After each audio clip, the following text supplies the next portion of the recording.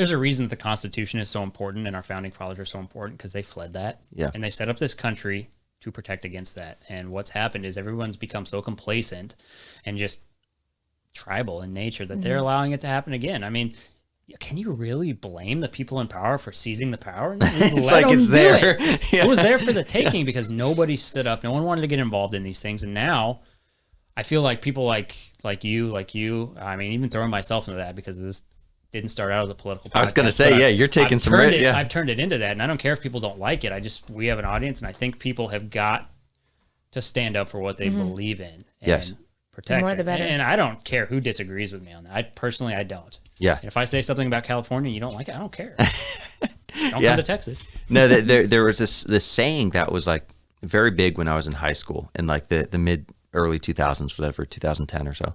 And it was like, I may not agree with what you say, but I will defend to the death your right to say. Isn't that a French Revolution? And it probably was. But I think it's a good saying, and it's one that we've kind of abandoned though. Like now there's this movement that started with the idea of like punch a Nazi, right? If you remember this from like 4 or 5 years ago, where it was like, find someone who you believe is a Nazi or who local Antifa told you is a Nazi or whatever, and then sucker punch them, because this is usually wrong, right? We don't believe in violence, except for like Nazis. Like we can do this to them, right?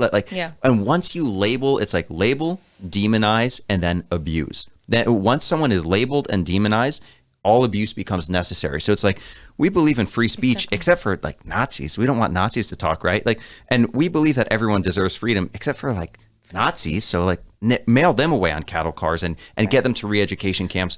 But everyone else deserves it to protect society. And it's like, well, wait a second. What if those people come out and say like, I'm not a Nazi. Like, I don't like any of that. Like, I'm a free market democratic republic supporter. Like, what are you talking about? But you've been labeled and you've been demonized. So now we can do anything to you.